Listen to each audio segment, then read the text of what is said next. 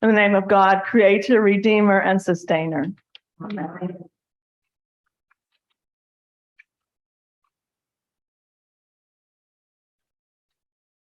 Choose life that you may live. Take up your cross and follow me. I have a soulmate sister who is not my biological sister. We became sisters through an exchange program some of you may know about, AFS, American Field Service. Sharon is from Australia, though she currently lives in Canada in the British Columbia area. She came to live with us for a year during my senior year in high school. We are both now 73. We have kept in contact and have continued to grow in our relationship with one another over all these years. When we write to each other by email and text, she is always reminding me to look out at all that surrounds us, especially nature. She writes beautifully about family, those things she's passionate about, her gardens, and the distant mountains that she can see from her home. When I wrote to her the other day, I talked about looking out the upper windows of our home, which overlooks a lake, Lover's Lake.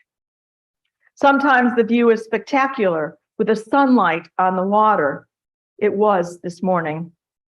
Sometimes it is dark and gray as rain waits to fall. Then there are the sunsets because the sun is right there setting. It's different each time. And there are the birds who fly by. The other day, a whole flock took their time and swooped by, and they made me wonder if they were on their way south. I cannot believe it. It is September already. And this is Labor Day weekend. Where did all that time fly to? I told Sharon that the lake is always a calming and centering presence in my life in all of its seasons. Both the lake and my sister are for me reflections of God's ongoing presence in my life. And so I was reading a commentary on today's gospel. I thought about Jesus' admonition to hate your brothers, sisters, mother, father, spouse, children. A stark hyperbole, harsh to hear and to take in.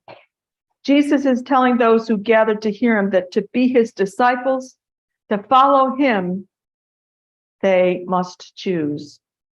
They have to think about the cost of what it means to be a disciple, to be a follower. They have to choose God first and foremost. I'm thinking about that. I realize there are relationships and things in my life which do take me from God. And there are relationships which bring me closer, which teach me about the quality of love that God calls us to. To be in relationship with God as disciple, as a follower, brings with it gifts and life, and it comes at a cost. We are to take up our cross and follow. Only we, each of us individually, know what our cross might be. We're to assess the cost and make our choice. So I would like to read to you a prose poem I found years ago in a small book of poetry called Images, Women in Transition. The poem is called Choose Life, and it's by Molly D. Rundle. This is a poem I may have actually shared with you before, I can't remember. And it seems now that it's a time to share it again. Choose life. Sometimes we are prisoners in prisons of our own design. We have carefully built our walls. We've made our prisons safe and comfortable, and then have chosen to lock ourselves inside. And we do not call it a prison at all. We call it our home or work or responsibility. We are very careful to post guards so that nothing threatens the security of our prison. Some of us live and die there and suppose that we have been happy and that living was good.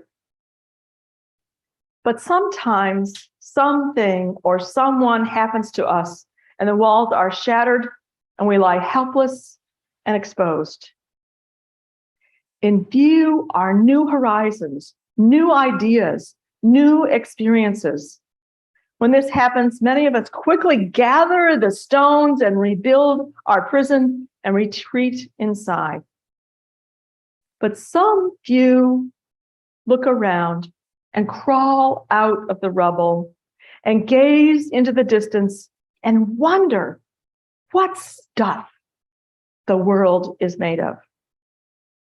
They venture out to taste and smell and feel. These people never build prisons again. They're willing to risk the hurt and possible failure of living and loving and dying with no guarantee of safety. They live only in the promise that there is fullness in living. They take the risk and choose life. When the Israelites left all they had known in Egypt to follow Moses, they did so not fully understanding what would happen to them. They had been slaves living in a land that was not their own.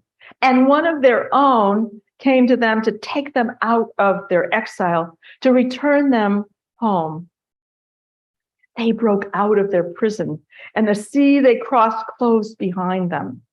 They found themselves in a desert for 40 years, long enough for the older generation to mostly die out, while the new one grew into the vision of a promised land. Moses tells them there is a cost, that there will be life and prosperity, and there will be death and adversity. He tells them they are to love God, they are to walk in God's ways, and they are to obey God's commandments. The commandments Moses brought to them from his time with God on the holy mountain. Moses tells them, I have set before you life and death, blessings and curses. Choose life, that you and your descendants may live, loving the Lord your God, obeying him and holding fast to him. He invites them to choose life. So what do we do with all of these black and white and either or statements that we heard today from Moses and Jesus? This discipleship we are called to comes at a cost. When we plan out our lives, do we take the time to think them through with all of their consequences? Do we build our lives on a firm foundation? And what is that foundation? Is God in the mix? What is it about our lives, our possessions that can come between us and God? What are our possessions? Are they our family, our jobs, our homes, our planned retirement, our collections, our religious beliefs, our politics? When I look at my life, I can see where my worries and anxieties about family, and yes, sometimes money, can fill my mind and cloud my heart. To consciously, intentionally choose to try to be a disciple is not easy. To try to follow Jesus is not easy. To choose to love, to choose to forgive myself and others as God does, is not easy. To choose to put God first is not easy. Yet to choose to do so is to choose life. Sometimes I am tempted, when life gets crazy now, as it has, I'm tempted to put back the walls I used to have before COVID invaded our lives. The pandemic and all that has happened along with it, because there's a lot that's happened along with it, has forced me and forced us, I suspect, to look at ourselves. Forced us to learn to do things we would never have thought about doing. I am still surprised at what I've learned to do on computers and with Zoom. Every Sunday, I'm surprised. Yeah. Fortunately, I have a crew to help me now, but I'm still surprised. And I found myself stretched to see the world with new eyes. Black lives matter. Indigenous peoples have been suffered, and we have been part of the suffering for them. And for me, women's lives are now at risk with some of the recent choices that have been made. Sometimes I look back at what seemed to be a better time, and I feel myself longing for things to go back to the way they were. And I suspect that look back is different for each and every one of us here. I also suspect that the golden look of the past is more an illusion of selective memory.